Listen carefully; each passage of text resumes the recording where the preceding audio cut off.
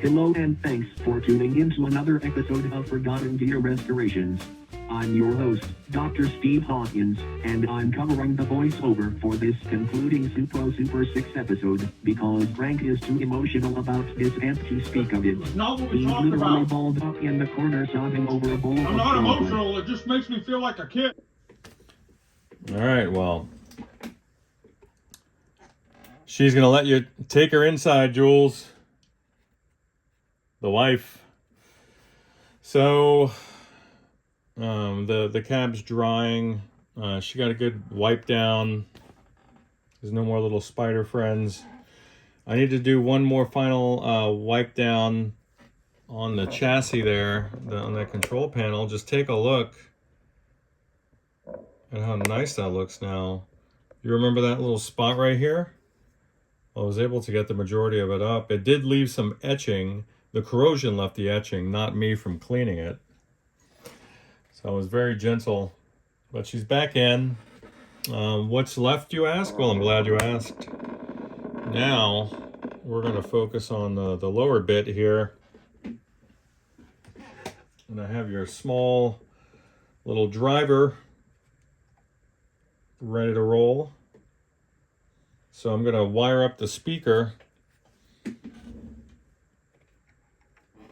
I'm going to wire that little guy up. And she was upside down in this cabinet. Probably just for the terminal's sake. Now, let's see if I can get you guys a better shot. Hang on. All right, now this is what your speaker terminals, or most any terminals, should look like before you apply the solder. They're crimped on there, and then I'm going to pull the jacket back just a little bit more so I'm not soldering threads in there. Update soon.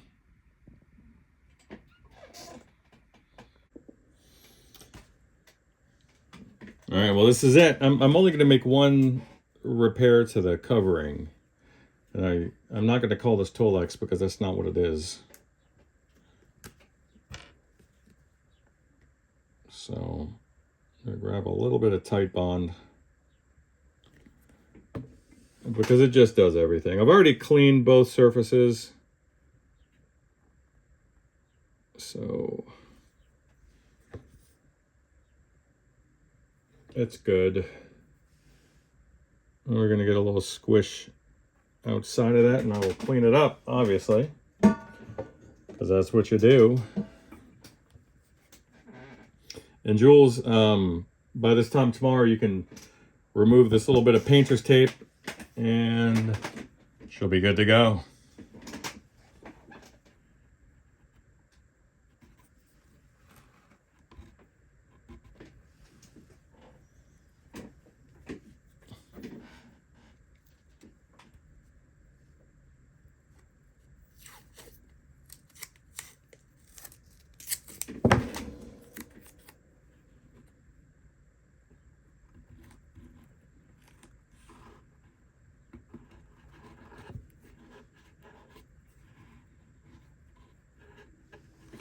So that's just for now, okay? Just for now. Wow. There she is. She's beautiful. I didn't bother trying to take the yellowing out of that grill cloth cover because I think it would be destructive on this particular instance. I do that I do it, but it just feels like it would shred this. And though I do want to see that silver sparkle kind of come back, not at the expense of having it look frayed, you know. But there it is. Wow, look how far we've come, buddy. And there was one more thing. Oh, yeah. God, this was making me nuts. Your shield for that 12AX7 is now back in place. So just take a look at where we are now. It's been wholly transformed. So we'll catch one more sample off of it back in its native cab, and then then that's it, man. She's ready to go back home to you. There's no dirt anywhere that's gonna contaminate your house now. You're good to go. It's just nice. All right, this is where guys like Lyle and Brad just eat my lunch, because now I'm going dead on for a nice shot of the combo. But where's the microphone? It's so off axis, it's off of the cab. It's pointed to the corner of the room. So this will sound boxy. It's going to sound bright, brittle, and boxy now. It may sound actually muffled, just depending. I don't know what it's going to do. But check it out, Jules. You're just going to take your hand and you're going to reach back there and you're just going to flip on the power. It's very easy to get to. You're not at risk of touching anything else. Everything's sealed. So take a look. Here we are.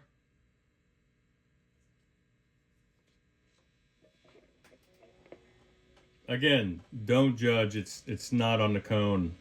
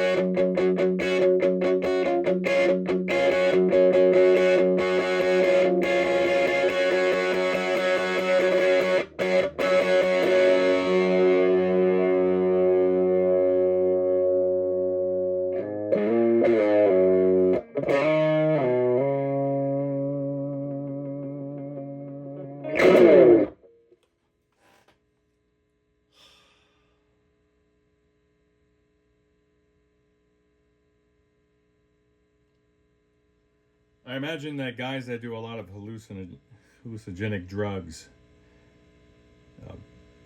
the sort that make you just feel like you're being transported to another dimension, get this exact feeling. I don't even know what to say. I'm just without words.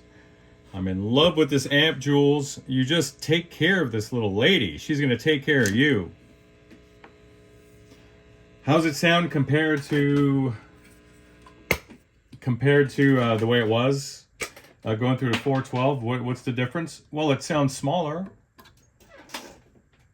But what it doesn't sound like is crap. It does not sound like crap. It's got a harsher and more brittle edge because of that small speaker. But it's got a lot of character. And it's just as inspiring to play.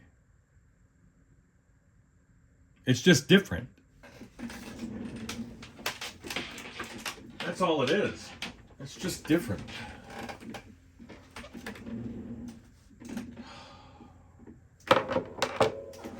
I feel moved. I know this is so weird, but this is like the core of the core of what we do as musicians. And I'm gonna say we, but it sounds foreign to me now because I feel like that's no longer what I am now.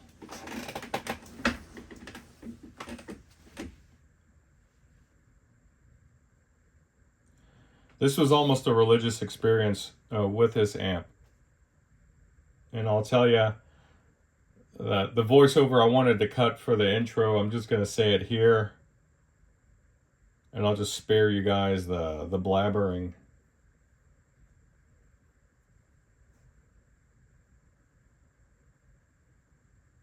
Just feel like emotional right now.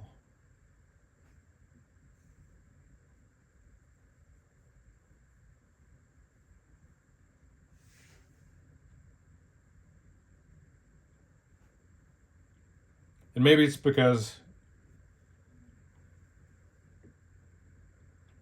I just miss playing music.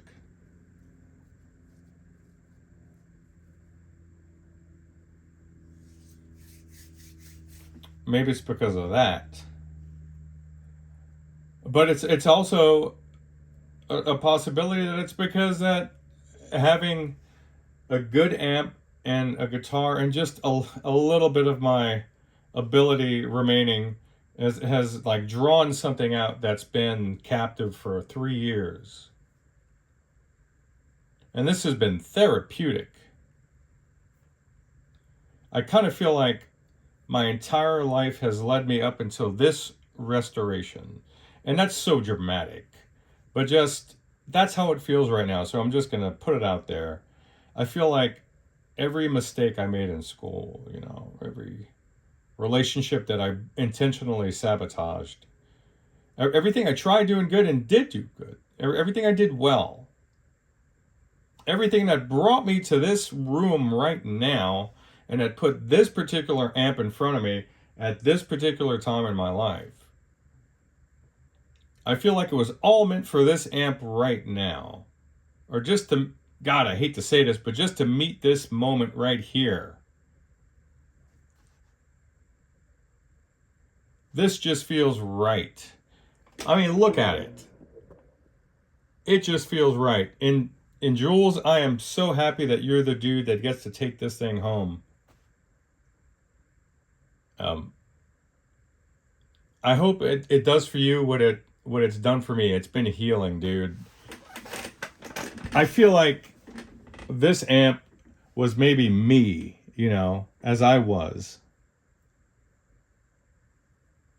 And then through a lot of effort and care and concern and just passion, that this amp, which was neglected by its prior owners, and none of this is on you, I feel like that deep restoration has transcended the amp and has come over me even. Got so weird. This is just how you know that you're doing what you're supposed to be doing with your life.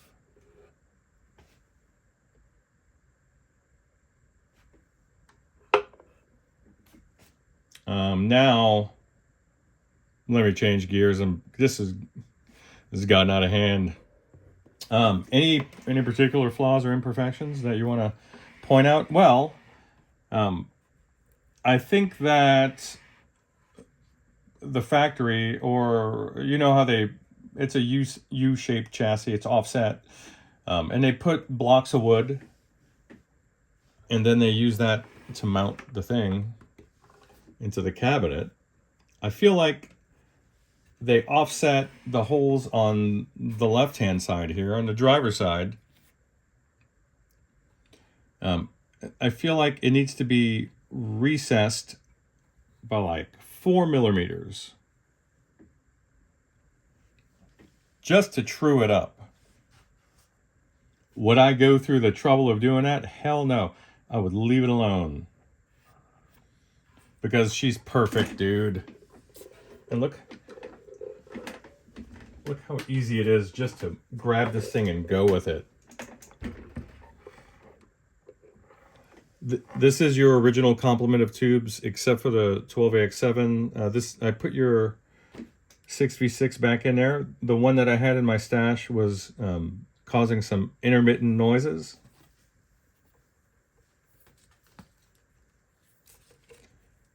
There's something about a saggy amp, the saggy power supply, that dynamic.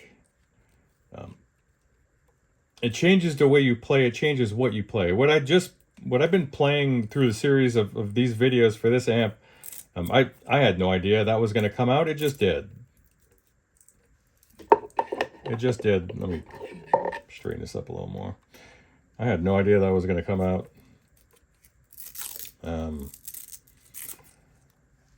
I like it.